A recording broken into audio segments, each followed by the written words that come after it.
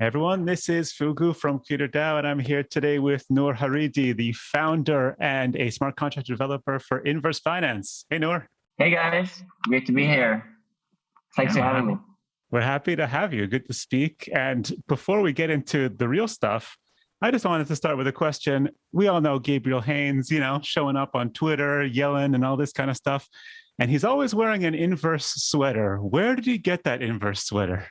I think it's from the LOL DeFi project. It's an independent project, and they happen to just want to support us. I think that was months ago, and they just did an Inverse hoodie. But either way, Gabriel has actually been involved with Inverse from the very start. He's been around. We've talked a lot, like many months ago, about the Inverse and about all the things we're trying to achieve within the DAO. So yeah, we've talked a lot. I think he'd agree that we've been friends for a while, and I'm happy to see him kind of just showing some support for what we're doing still. So if anyone wants to get one of these sweaters, they got to go through LOL DeFi. You guys don't have any. I think they're sold out. No, we don't, and we're also not getting any proceeds from the LOL DeFi project. But we're definitely happy that they're supporting us and kind of spreading the word. And I'm not sure. I think they may be sold out. Maybe if anybody's interested, maybe they check. Maybe they should check. And if they are sold out, maybe you guys should kind of ask them to put them back on. For sure. Do you have any of this merch yourself, or you don't even have any? I don't. I actually don't. I don't have any. It's actually So. Where I'm based, it's just the international shipping is not very simple. So, but I would love to actually get one if they put it back on. So, LOL DeFi, if you're listening, get Nour a sweater. He's cold. I'm not gonna dox you. I'm not even sure where you are, but I maybe it's cold, maybe it's not. It is what it is. Now, Inverse Finance. Why are you guys called Inverse Finance? Basically, that was a year ago. That was in December 2020 when Inverse started. And I actually didn't pick the name. It was at that point, the initial product, which was DC Vaults, was launched. There was no token, there was no DAO. There was really only like a very simple product and a Telegram channel and a bunch of people in it, like about 200 people.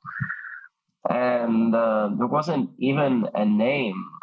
So the product actually wasn't launched yet at that point. It was just a bunch of contracts and a front end that I built. And I wanted to kind of put it live. So I basically just asked the people on Telegram, and we came up with all kinds of different names. And Inverse sounded, I think what Inverse kind of, the impression the Inverse as a brand right now gives, and I think also that was kind of the intended impression, is that kind of the values that we have and kind of the ways we're doing things in many different ways are almost the inverse of kind of the status quo and the standard and what most other projects are doing. And that encapsulates kind of a lot of things. So for example, the launch we did, there were no investors, there's no legal entity, there's no sale, public or private, just an airdrop to people who are involved. We also we started as a non-transferable token for many months. We started as an on-chain governance from day one, even before the token was transferable. That's one thing. We don't do audits. We think audits are actually harmful for the space because they encourage people to more money than they're willing to lose. They create a false sense of security. We don't. There are many other things. We're trying to kind of just try and find better and new ways that are usually very different from how other projects in DeFi in particular kind of just all seem to do in the same similar ways. The way they launch their projects, the way they approach security and safety, the way they raise funds, etc. So that's why it's Inverse, right? Do you ever get mixed up with a Curve Wars project, with Curve and Concave and Convex and all these curve related things that people ever say? Oh, inverse. That must be another one of these CVX related things. So just to be fair, concave is not actually. I understand why a lot of people would kind of mix up concave maybe with convex, but they're actually not involved in the curve more. But to answer your question, no, we're actually, and that's also another way we're going at the complete inverse approach for dealing with the stablecoin competition. Every other project that's competing with Dola or any other project that's trying to do a decentralized stablecoin, they are all pushing and spending so much on the curve wars, and we're not involved at all with all that stuff. We're not paying we haven't paid a single dollar or token on bribes. We are, Dola is on curve. There is a gauge for it, but we don't spend anything on it. It's completely organic. That wasn't involved with that kind of stuff. So we don't think the whole, at least it's my personal opinion. Of course, that was a lot, that was larger than just my opinion or any single person's opinion. But at least the way I think about it is that this whole thing is not sustainable. And at the end of the day, curve rewards are inflationary emissions, and they're inflationary rewards. I mean, and at the end of the day, that cannot last forever. There needs to be other alternative ways that actually ensure long-term growth and not just short-term stablecoin supply and liquidity pumps, right? For sure. So we could say that inverse kind of is all about going against the grain of the things that are common practice in DeFi. Yeah, we really like to think about how we really like to take our time actually to think about things a little bit before we just follow the herd. Really, I feel like I think when you look at the curve wars, what happens in this kind of thing, and that also happens with audits. It happened in 2017 with ICOs. Like every time there's a harmful practice that suddenly becomes a practice, it's just one or two initial players they're extremely profitable, and then everybody else follows through. Even the honest players, they feel like they're pressured by their peers to kind of do the same thing without thinking a little bit about the actual long-term consequences. An example of this in 2017. I've heard a lot of, I listened to a lot of podcasts by Haines from Synthetics, and he was very, he's a little bit regretful about the decisions they made in 2017 after the ICO and how they basically were following the same practices of every single ICO project without actually taking the time to think about whether this is all really right. And it turns out that all of these projects they're extremely successful back then. Most of them are dead now. They don't even exist at this point. And some of them are basically ghost chains or ghost projects, and they just continue to exist in name, and they don't really have any activity or liquidity or anything. So we don't want to end up in that situation a couple of years from now, or 3, 4, 5 years from now. And that's why, when you look at Inverse, really, you'll never see, looking at Inverse's history for the past year, there's not even one minor scandal or controversy or security issue or on anything that anybody can attribute to Inverse that is even negative in any shape or form. And that's because we've really, really, really been very careful, and we've taken our time to actually think through every decision and every policy before we actually, make any decision. Do you ever get criticism for kind of having this laser focus on sustained growth and not adopting any of the trendy or trends in DeFi? People say, hey, if you would have done this, you would have pumped by now. Why is the price not going up as fast as it should? But at the same time, you guys have been around for a while and you've watched so many trends come and go and so many projects implode.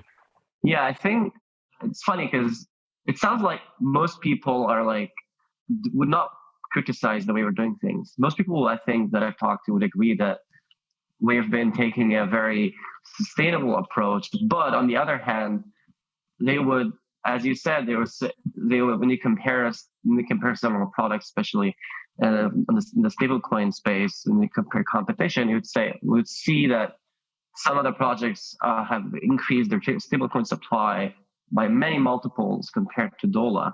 And like, when they see that it looks a lot like Dola is kind of like a failing project, many people will criticize the project. So it's not like people would say, well, people would criticize what we're doing. I would say that people would, without really going into the details of the decisions we've made, they would look at Dola and just make a judgment that it's not going very well. But the truth is, it's actually extremely easy for us to make a governance proposal to just spend 10x the amount of rewards we're spending on Dola liquidity rewards, and our current Dola liquidity on Ethereum would go from 50 million to 150 million at that day, right? In just one day. So we are making a deliberate decision to limit Dola's growth. And I think that's what most people are missing and what most people are not paying attention to. We're actually aware of the decision that we're making to keep the supply from inflating too fast. And I think after what's been recently happening in the stablecoin space, a lot of people are actually come to appreciate the fact that we've been doing that. Because it apparently doesn't really matter how much you increase liquidity, because if it all falls apart, 75% of it can go away in a single day, which is what just happened recently, with one of the competing stablecoins. So I think it's been hard, but we've been actually making the most reasonable decisions, in my opinion, for the past year. And a lot of people have come to appreciate that in the past few days, specifically, more than any time before. Well, I guess one of the major things that people are looking for in a stable coin is not only that it maintains the peg to $1, but is that it does that over a long period of time, that people can be assured that that project is going to be there to stay, and it's not just going to stay pegged for 6 months and then suddenly implode, I guess. Right, exactly. Sustainable growth. That's one of the main themes of Inverse DAO. Nice. So let's talk for a second about the team. Who is the team behind Inverse Finance? So Inverse Finance is actually set up in a very different way than most other projects when it comes to the team or lack thereof and governance. So the way Inverse DAO is set up is that everything is owned directly by owners using an on-chain governance system. So there's not any entity or group of people or multi-sig that has any access or even a budget or tokens to spend without governance authorization. So we've actually, since very recently, have not had any full-time paid contributors at all. It was completely run. Basically, anybody who's contributing on their own time, and then they get rewarded retroactively by the treasury. We've recently added a payroll contract that is owned by governance, where we add full-time contributors. But it's important to note that these people who are on that payroll contract are not exactly team members. They're actually independent of each other, meaning that they're all hired directly by the DAO treasury. So it's a very flat structure, right? So the DAO can at any day kind of like remove one of them or add someone else. There's not kind of a top-down, it's more like a bottom-up structure directly by the DAO. So people who are on that payroll contract right now by an on-chain vote are our front-end lead, who goes by the name the Alien Tourist, Pat, our head of growth, and we're soon going to be adding more who have been more actively contributing, such as members of the growth working group. There's going to be a treasury working group as well, and a policy committee. So we're also hiring a smart contract dev and a second front-end engineer. We also have a contributor who has been a long-time contributor for analytics, building our Dune analytics dashboard, who's also going to become a paid contributor potentially soon. And of course myself, but I'm not on the payroll contract. I do have a vested amount of AIM though, so that keeps me incentivized to contribute. But yeah, So basically, it's just basically two people who are on the payroll contract right now, but we're going to be doing governance proposals to increase that number by a lot soon. Nice. You guys all look like you have matching profile pictures or some sort of purple theme going on. Did you have a designer make you all something? No, actually, that's probably a coincidence. I have my Animeta NFT profile picture, which I minted. I didn't buy even. So it was basically like randomly, like I didn't choose it. That's what I mean. Yeah, I don't think they're the common profile picture for us. All right. Must be a Looking at coincidence. Nakamono, he's also has like kind of a, I guess that's from the He same does have PFP an collection. Animeta, yeah.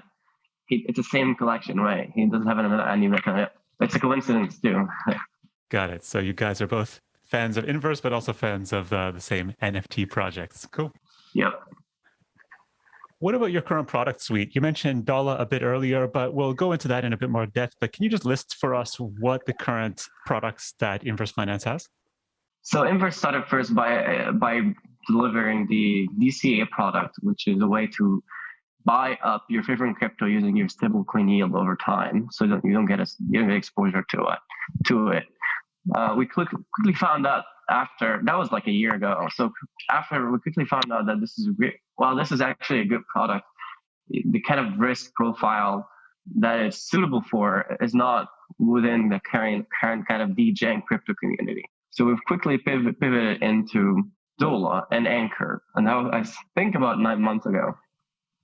So basically the DCA product is being deprecated right now. The main product is Dola, Anchor, and the Fed.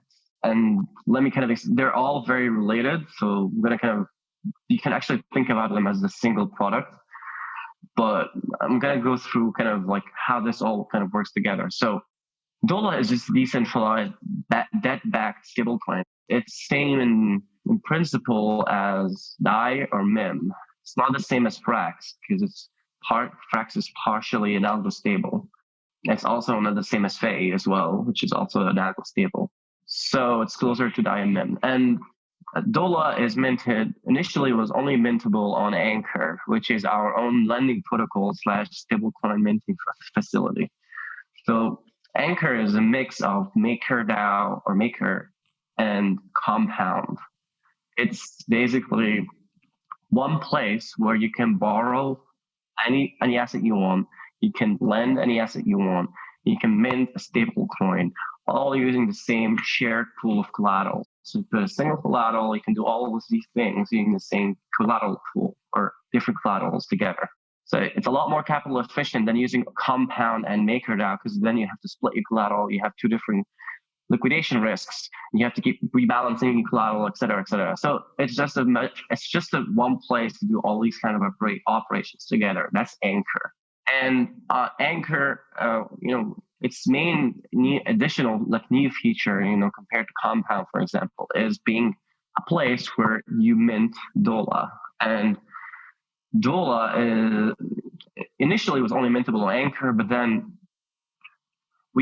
later on we did kind of an experiment where we deployed what we call a Fed contract that would supply Dola into Fuse Pool 6.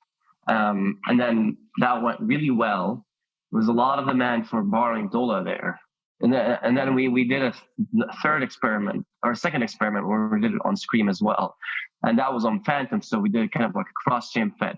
Now the Fed is a very simple contract. It's just mints and supplies liquidity into a host lending protocol. So protocols like Scream or Fed or Fuse, we turned them into kind of Maker, basically. It's interesting. It's a little weird when you think about it that way. Like Scream without any modification or Fuse without any modifications to their code base. By deploying that Fed contract, we're able to allow their users to directly mint Dola instead of just borrowing it, because we pre-minted and supplied there. And they use their collateral to mint it from their favorite protocol. So they don't have to learn about Anchor or even know that they're doing this. They're just borrowing liquidity here. So when that happened, like today, for example, we've reached up to 10 million Dola supplied into just Scream. Also, right now we have 25 million supplied on Fuse. We have, I think, about 15 or more on Anchor. So you can quickly see that actually it turns out that this the idea of supplying liquidity into other protocols was actually a much better idea than having our own protocol focusing on Anchor itself. So this kind of quickly shifted the narrative of Dola into kind of like a Fed-focused product, where Dola and Inverse now, has now become taking more of a central bank role, which is why it's called the Fed. And these lending protocols are taking the role of commercial banks. And we mint and lend Dola to these protocols so they can lend it to their borrowers. And then they get interest and they give us a cut, actually most of that interest. They take a 20% cut or sometimes zero. On Fuse, they actually take zero. So they just want more liquidity on Fuse. They don't care about profit. So by doing this, it unlocks a very powerful scaling strategy. So instead of having to vet and do due diligence on every single collateral and kind of one by one on Anchor, we're actually onboarding and doing diligence on entire lending protocols. It's like we're vetting the banks instead of vetting the customers. And then we keep monitoring those banks to assess their kind of chances of default, basically default risk. So we add more and more of these banks. And each time we add one, we add like maybe 10 or more new collaterals. And so we're scaling up like 10x the speed of scaling, while also capturing resources of these projects, such as their marketing, their infrastructure, their existing users, their existing collaterals that are already deposited there, right? Existing demand in their existing developers who are constantly improving the product. So we are taking more of a DAO to DAO approach to growth rather than a customer or a DAO to customer or to consumer approach. Any of these, quote, commercial banks, unquote, that you can reveal that are coming up soon? So we've aside from Scream and Fuse Pool 6, we're doing more Fuse pools. There are actually a bunch of Fuse pools that we're still kind of vetting and we're in discussions with. We've made some demands to lower risk and improve safety. So there are Fuse pools. We've actually talked to one protocol on Avalanche, one major lending protocol on Avalanche. They've kind of requested a certain amount of Dola liquidity, which we still need the influx proposal to pass in order to be able to kind of to afford. So we're still kind of doing some negotiations and some due diligence on a bunch of protocols. Very cool. You mentioned, you dropped a couple of different blockchain names. You mentioned some protocols on the Ethereum mainnet, some on Phantom, some on Avalanche. Are you guys going for like a totally cross-chain approach? What blockchains are you guys on right now? And what else are you looking for in the future? So we're mainly kind of headquartered on Ethereum. We have our own commercial bank on Ethereum, which is Anchor. We are, instead of deploying Anchor or deploying, say, our own bank on each chain, we're actually avoiding competition. So instead we want to support and get a partner with local kind of existing banks, right? So that's what we've done with Stream. So we're not deploying Anchor or our own lending protocol on Phantom. We're partnering with that. We're looking for a partner basically on each chain. So we have that on Phantom already. We're looking for a major partner on Avalanche. For each other chain, we're looking at all other chains, Polygon, all EVM chains, right?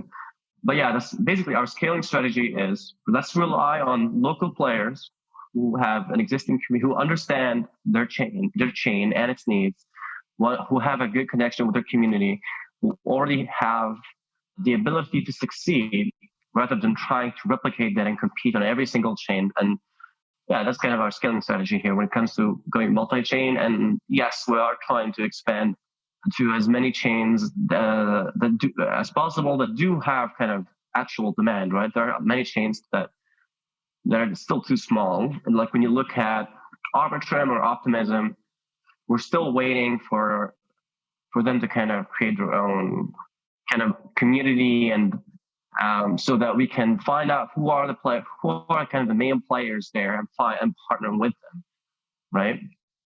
So it's mostly our scaling strategy, I would say, is making bets on existing partners who have proven to be already successful. Scream is the second highest PVL right now on Phantom after multi-chain, right? So I think that's a great bet for Inverse partner with, right? We want that level, right? We want the best, basically. So we're waiting on some chains to find out who is really the best there. So the short version is, if it's EVM, you're there. Exactly. And do you have any plans for expansions into non-EVM chains? No.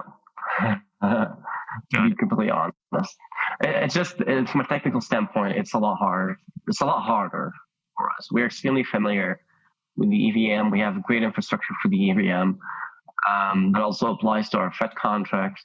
And maybe if there's a partner who is willing to take over all of the integration process, but for EVM chains, there's really zero integration process. We don't really need to make any kind of custom smart contract work when integrating with an EVM chain lending protocol.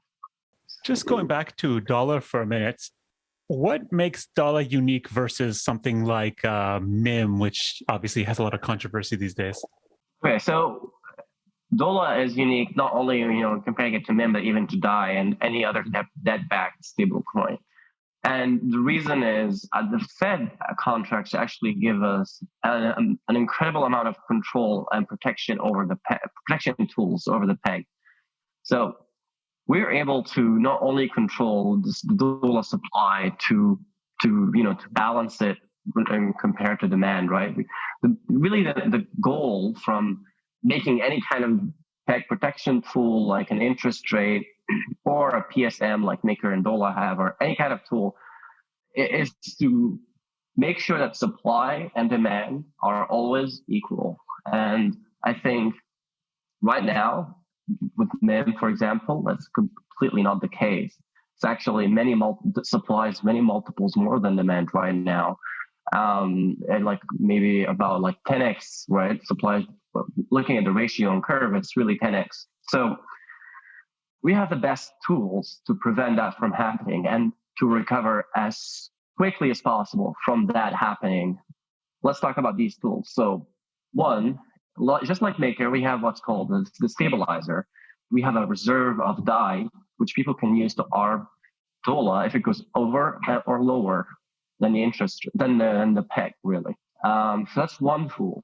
There's limitation in that tool, which is the amount of DAI reserves that we have, right? Right now, it's at 3.8 million DAI, which can be arbed completely. But after those 3.8 million are done, there's nothing to arb anymore. There's no more DAI that we can provide. Now, when that reserve is exhausted, we have a secondary and an extremely powerful tool, which is controlling interest rates.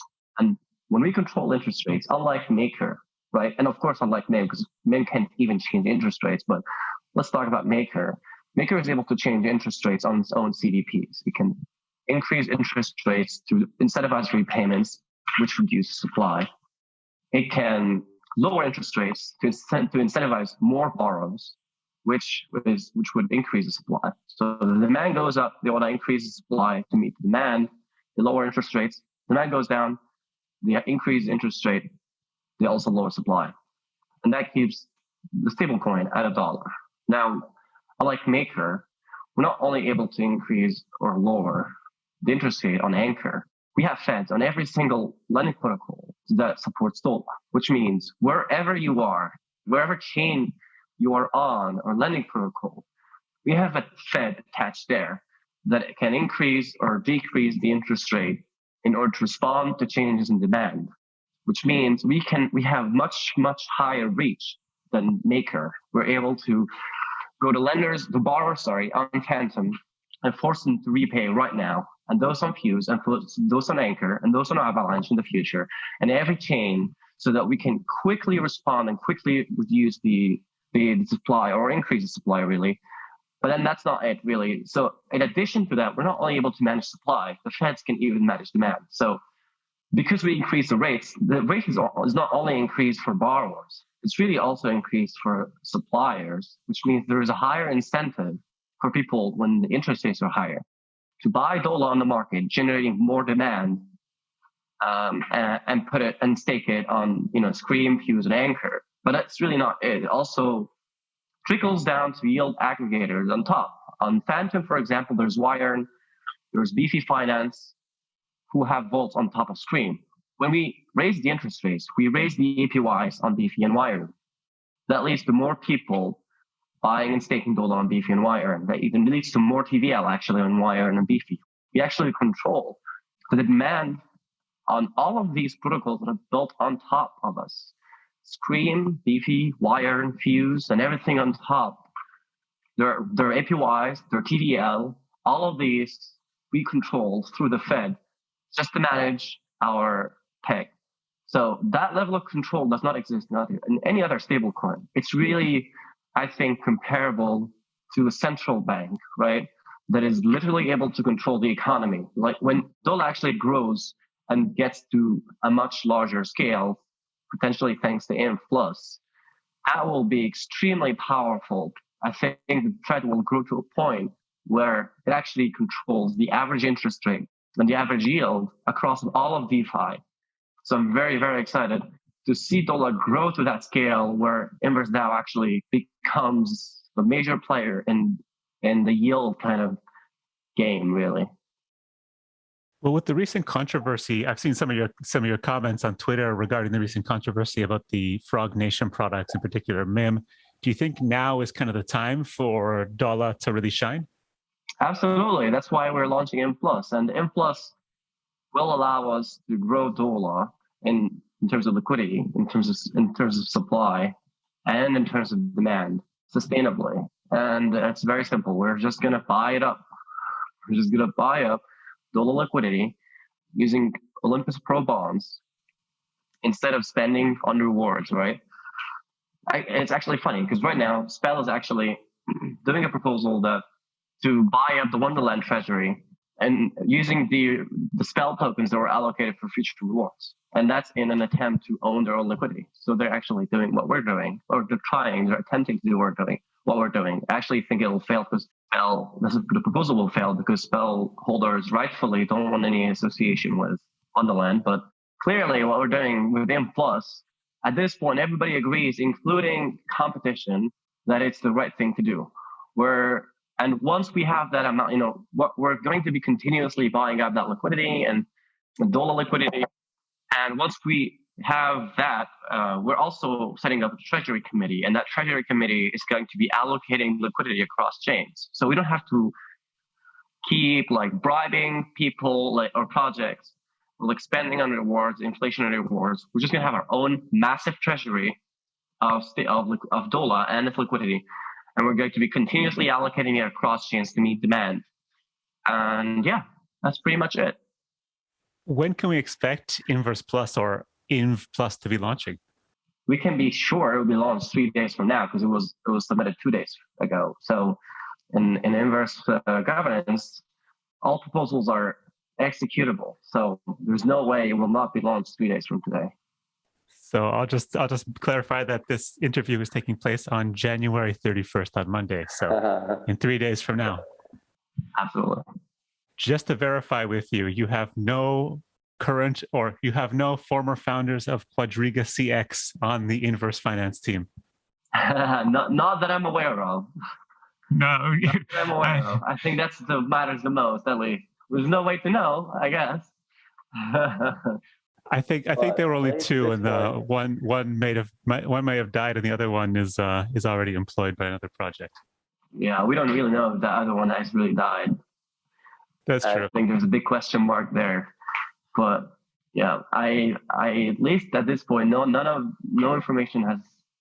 I have not encountered any information of anybody involved with Inverse being involved with Quadriga or any other sort of criminal financial crime think you sound like a guy that's pretty discerning about who you work with and make sure they're not, sketchy and they're trustworthy people. To be honest, there are a lot of people involved with Inverse who are anonymous. Just to be clear, like I don't know the identity of everybody who works in Inverse, but what I would say is, if if any information did reach me that somebody is actually dangerous when dealing with the protocol, right, or when having a responsibility, specifically a responsibility in regards to other people's money, right, I wouldn't really keep it a secret. But there's actually an important distinction, when looking at Inverse and other protocols, including Wonderland.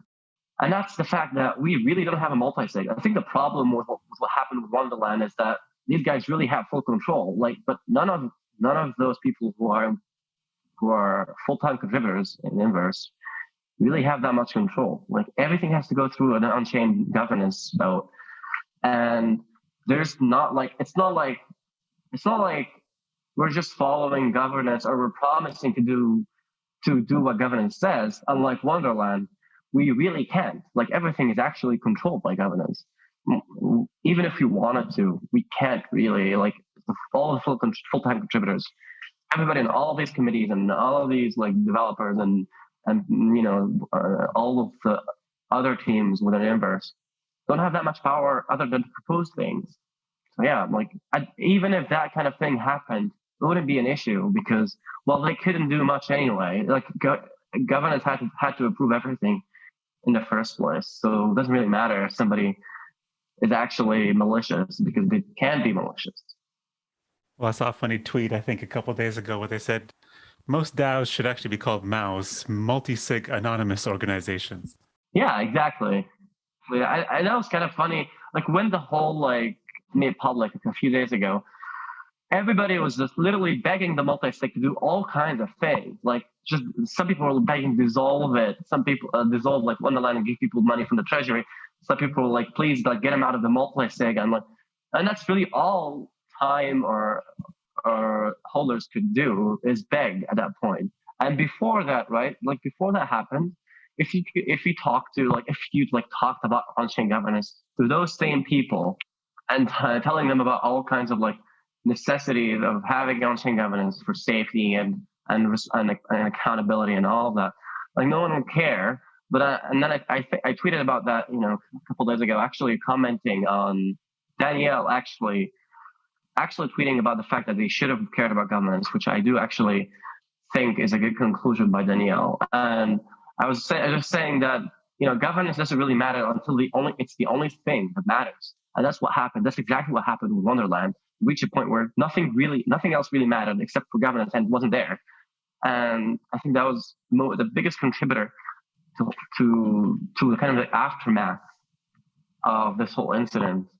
We've really worked hard over the past year to kind of build up a very, very strong form of on-chain governance. Well, let's just segue right into governance for Inverse. How does your governance system work? So it's very simple. You have an INV token, you can vote, and everything is owned by the treasury. Nothing can go out of the treasury without a vote. And this is all done on-chain. There's no one who can prevent you from voting. There's no one who can prevent proposals from executing.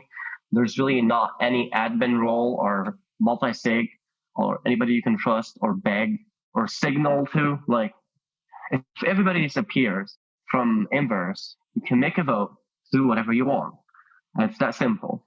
And so on top of that, of course, we don't expect everybody to be voting on every single proposal. So we've designed a delegate system where there's kind of I call it optional representative democracy, where you can always vote on everything on your own. You can instead also delegate somebody to vote on your behalf. And by having a group of people who have a lot of delegated votes, it's a lot easier to kind of discuss with them and to kind of gather their votes before making a proposal, so that the proposal is likely to pass before it passes. So it's more of delegates are kind of like a Congress, right? But they all carry the support of their voters, or of their supporters, or delegatees, or whatever you call them, or delegators. Because at any point you can remove your delegation and move it to another delegate. And an important feature is that delegation is actually free, and it's gas free. meaning all you need to do to delegate your vote to somebody is to sign a message and give it to them. And it's their responsibility to submit it on chain. So they pay the cost because they are incentivized to pay the cost since they benefit from that. You don't have to do it, which also you don't have to pay for the cost, which also means that in order to change your vote to delegate somebody else, you also don't have to pay for the cost because you do the same thing, but for somebody else, and their vote moves from them to the new delegate. So it's the same effect technically the same effect as using snapshot and trusting a multi-sig, except that it's like an ever-changing multi-sig. It's like a liquid multi-sig, I like to call it, because these delegates are always accountable to their voters, who can at any time remove their power at any point without their permission. It's like a multi-sig where memberships can be changed at any single point depending on voters. And in addition to that, every vote has to go through 3 days of voting, and after it passes, if it passes, or it has to wait for 2 additional time lock days, which allows users, who are not necessarily participants in INV governance, to also exit if need be. So, for example, if inverse governance is trying to be malicious against its own users or depositors, etc. The system that we have is not only designed to protect governance or governance participants or give them power, it's also designed to protect our users from us and from governance. If you have a deposit on Anchor, if you're a user of Dola, you should not be afraid of INV holders suddenly turning against you, right? So we've designed with that in mind as well.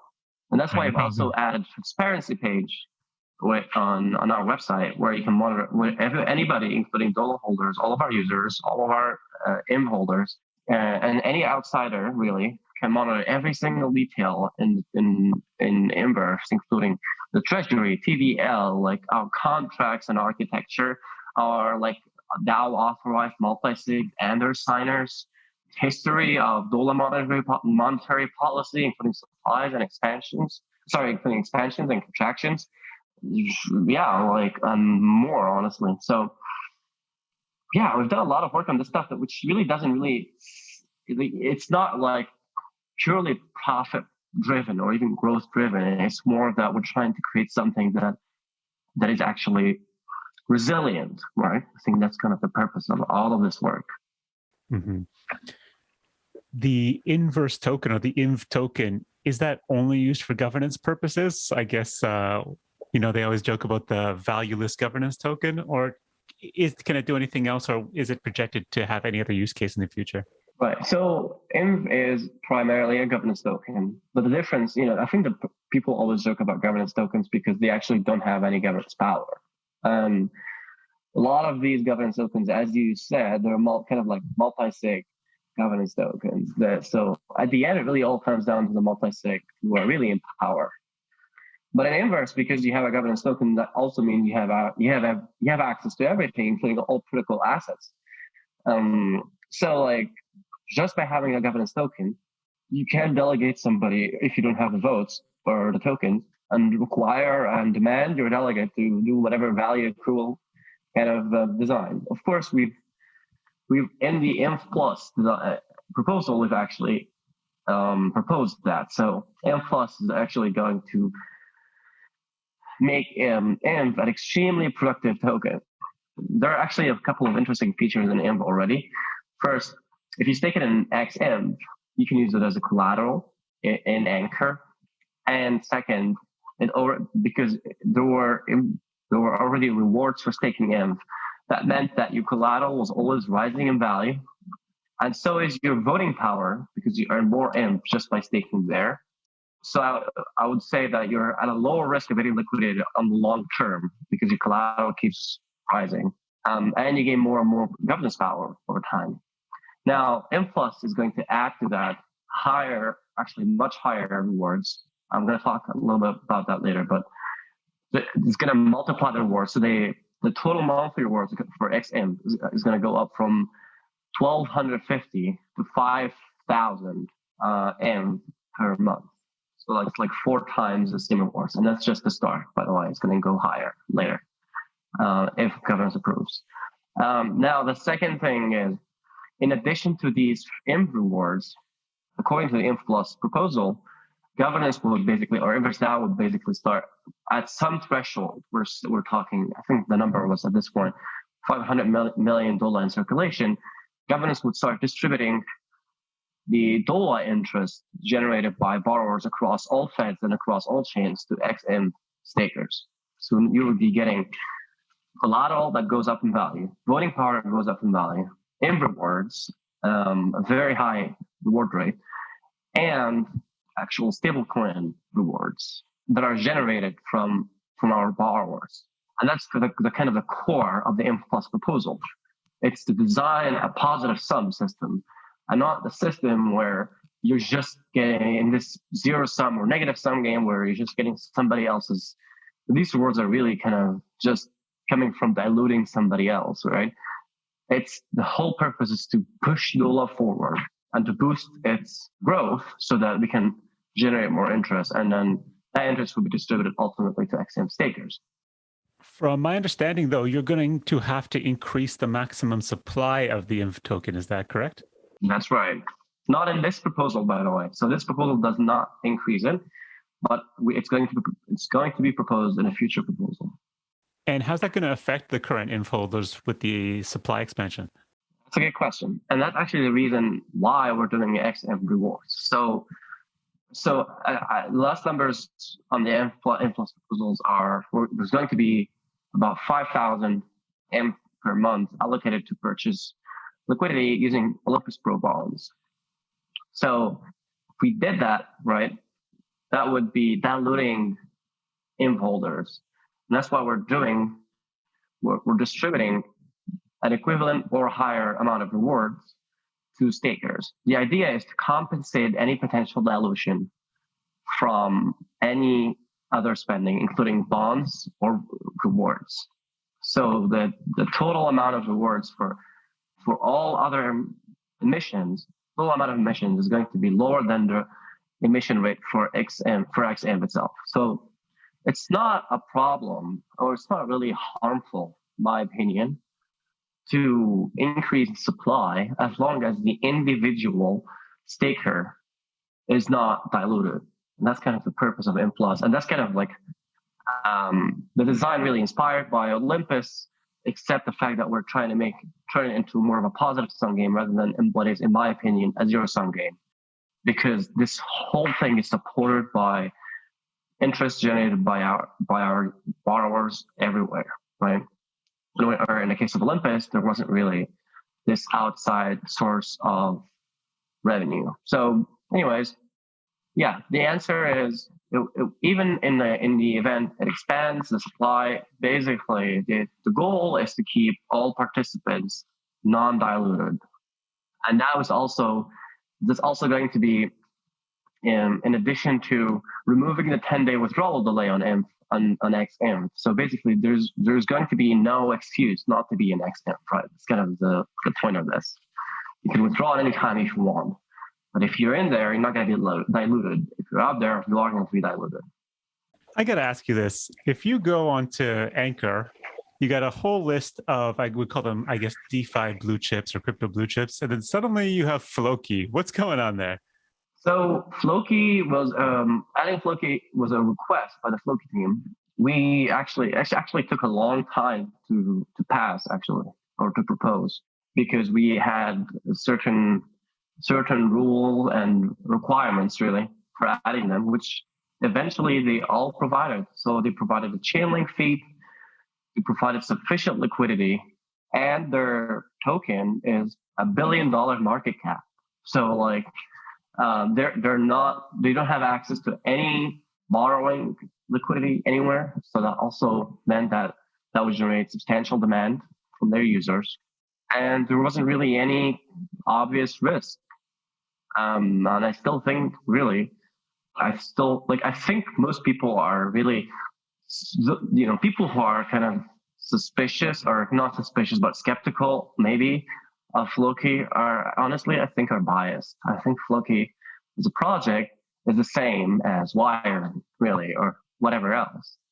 Like, sure, Wire It does have a working product, but that working product is completely disconnected from its token. The Wi-Fi token is really a meme coin, in my opinion. So it's Floki. So what? I think that's fine. We It's also just have kind of like a token community. So it's Wi-Fi. But with the volatility of these dog tokens, like, isn't there the possibility that somebody's going to lend it as collateral, and then they're gonna borrow something that's more of a blue chip, and then in a bear market, they're just going to get liquidated? Absolutely. That's why we've set only a 50% collateral factor as an initial collateral factor. So you're required to put 20% collateral for borrowing, or you get liquidated, which is the most conservative collateral factor on all of Anchor. We've definitely put that into consideration. We've taken it slowly. We've put a very conservative, collateral factor. Have you unwillingly became a Floki whale due to large liquidations, or nothing on this crypto? We don't profit at all from liquidations. We don't earn any liquidation fees. It all goes to liquidators, which keep our protocols safe. We don't run a liquidation bot, and we don't unofficially run a liquidation bot either, just to be clear. We are reliant on third-party liquidators, and that's also, that's maybe a major difference between Inverse and other protocols, lending protocols, that we think that relying on external liquidators is extremely healthy and important, because otherwise, if the protocol is reliant on our own liquidation bot, then in case it goes down, the protocol is at risk. So from day one, we've never set up a liquidation bot. Very cool. What about, you mentioned earlier that you don't have your smart contracts audited, and your explanation was totally fair. I think, people should be doing their own research and all that kind of stuff and not put in more than they can afford to lose. But do you believe that to be a significant risk factor to using Inverse, or are there any other risks you can think of for people who would use the platform? I think there is a significant risk to using Inverse, but I don't think it's more significant than audited protocols. I think it's the same. I think audits, especially protocols, not protocols that are audited, but protocols that publish and advertise and market their audit reports specifically, are more risky than Inverse. And we've seen that if you go to the rect.news leaderboard of hacked protocols, you're gonna find more audited protocols than unaudited on that list.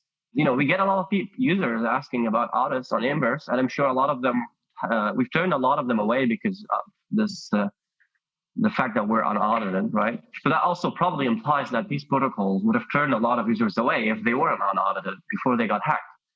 I think the systemic risk, and I feel like more of a moral hazard of audits, is larger than the actual potential risk of not being audited.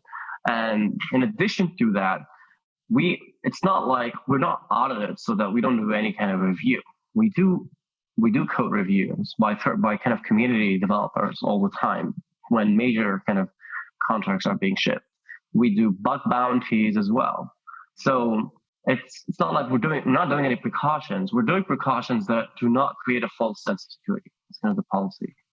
And I don't see Inverse on the rec leaderboard, so good job, guys. Yeah. No false sense of security. Fingers crossed. Doing good until now. Yep. Very cool. And do you guys face any challenges as a project right now, and have a plan to overcome them? I think the main challenge is just the Dola liquidity, which we're clearly focused on with the inflows proposal right now. Dola liquidity is honestly much lower than any other stable coin, any other major stable coin right now. So as I said at the beginning of the call, really we had the option to inflate the supply and liquidity very quickly, but we opted not to do that in a non-sustainable way. So really, inflows is kind of the solution. We're very hopeful to kind of solve this issue. But I think as soon as liquidity is increased, and also as soon as we have control over that liquidity, which means also we can move it across chains as much as we need, right? Because that was kind of another problem, right? So we have liquidity on Ethereum that's incentivized, but there is no easy way to move that liquidity to Phantom. We did actually have a problem where there were projects that were looking to migrate from another stablecoin recently to Dola, but we're unable to do that due to the lack of Phantom liquidity because they're on Phantom. So instead, they've moved from MIM to USDC, which was an unfortunate decision, but definitely don't blame them for it. So Influx is going to allow us to immediately, using the Treasury Committee, which will have some access to the Treasury funds, to immediately move liquidity across chains to meet demand, whether it's by users or by partners. I'm very excited for this. Yeah, that'll be cool. Do you think there's a chance that that project that changed to USDC will still come to Dola when the liquidity is there? Absolutely, I do think so. They're very, very, I think they and we as well are very eager to partner together. They really made the offer to move to Dola. It wasn't really us. So they won this, and I appreciate that a lot, actually. They really believe kind of in the work we've been putting into this and the safety measures and all of that. So it's, I think it's our responsibility to create the environment for them to be able to make that change. Nice.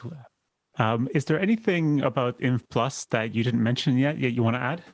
I guess, yes. The purpose of INV Plus is that we're actually going to completely, over time, we're going to completely remove all of our rewards or staking rewards, right? Right now, there are staking rewards on most assets on Anchor, and they're mostly focused on our own LP tokens.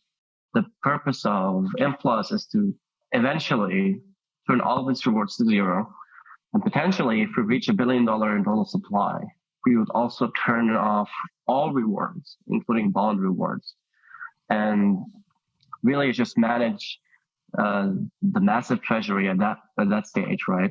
And just focus only on allocating capital and liquidity efficiently to support Dola and grow the product. We're really, I think a lot of people, or some people, I've seen some kind of comments on a proposal, mostly from outsiders, but I think they're valid concerns that it looks like we're turning into more like a Ponzi-like design, right? By increasing inflation on both bonds and staking rewards. And I think it's very important to actually note that we've actually had options that are far more complicated, including VE tokens and lockups for 4 years and all of that. I think the reason we've discarded really these options was purely because we didn't want to get too deep into the rabbit hole or down the rabbit hole of creating perfect games. Inverse is a product-driven organization, and we want to create a product that actually creates real value to people in the space. And the Dola stablecoin is really our product. It's our focus. It will remain our focus, and not trying to create game theoretically correct Ponzi schemes. That is not our goal. I just want to make that very clear. INV Plus is just our way of growing Dola sustainably. That is the goal. It's not actually meant to generate some kind of theoretically correct, game theoretically correct Ponzi, right? Just want to make that one clear. Nice. And this whole INV Plus rollout, you mentioned that it's potentially starting on February 3rd, I believe, which is in 3 days from now. How long will it take? I mean, obviously, you're not going to have the whole thing rolled out in one day, I assume. How long is it going to take to have the whole INV Plus mechanism implemented? So the reward rate for XM staking and for the bonds, they're both going to be controlled up to certain limits authorized in the INV Plus proposal. They're going to be controlled by a policy committee. And this is all, by the way, this is all described in the proposal.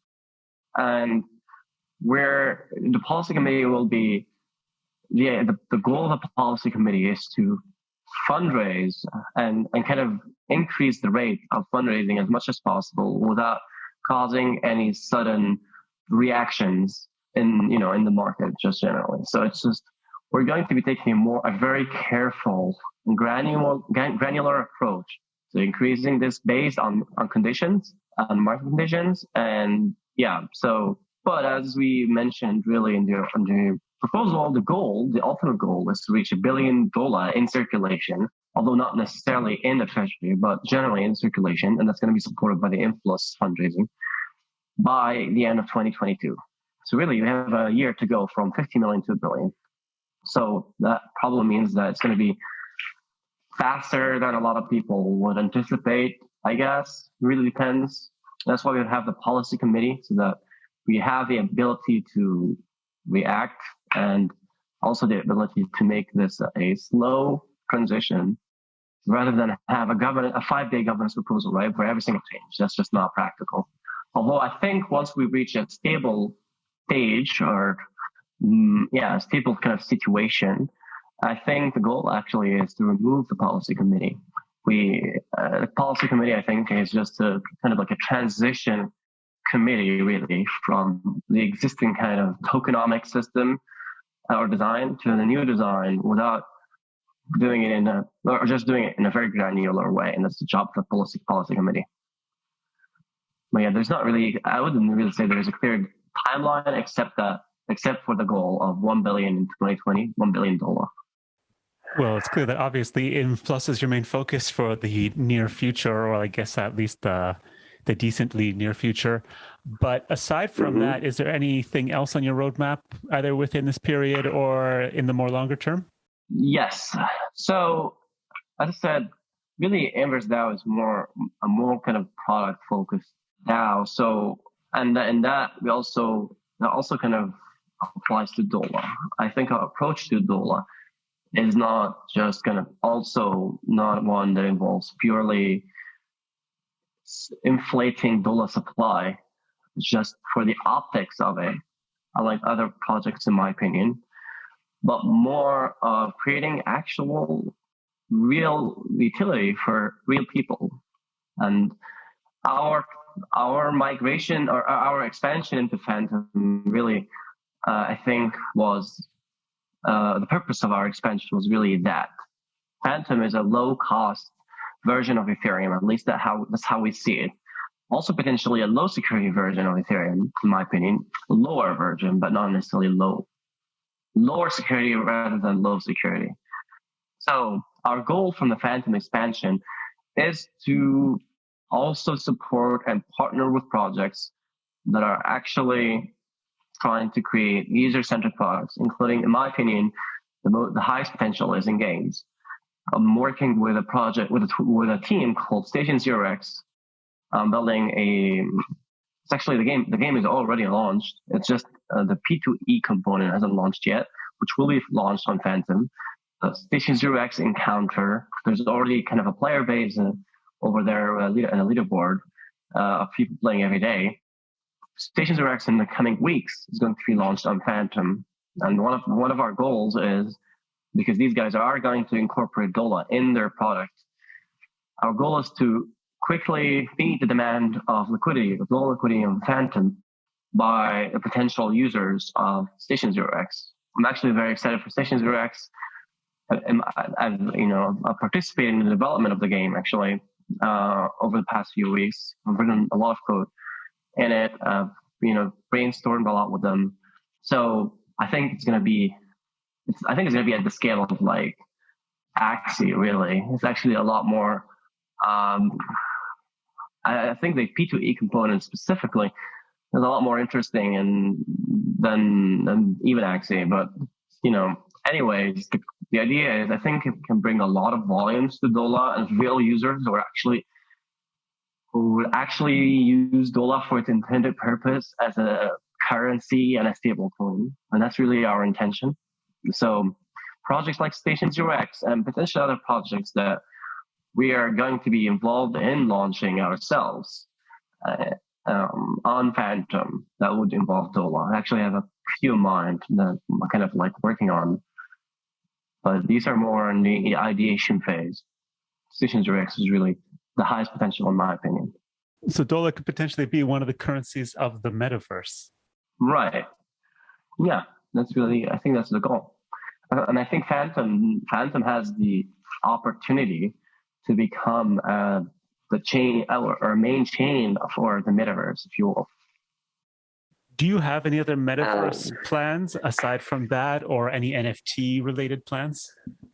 Station Zero X, to be honest with you, like the way they're going to be launching it, and this is a lot of alpha actually, but why not? Like, it's not going to be like DeFi Kingdoms or even Axie. Like,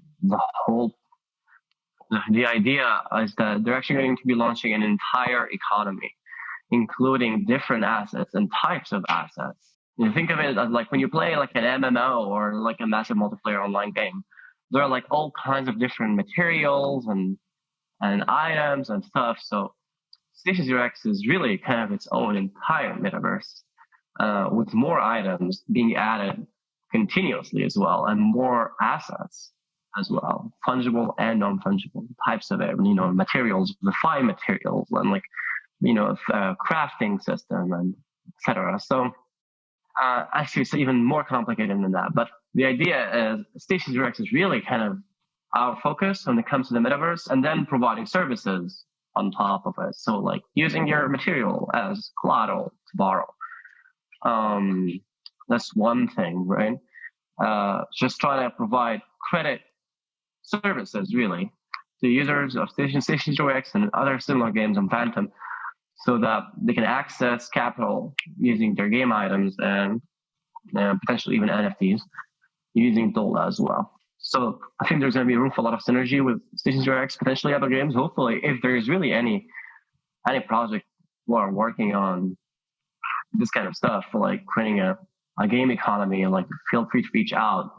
We'd be happy to help. But that's really when it comes to the kind of the metaverse side for now.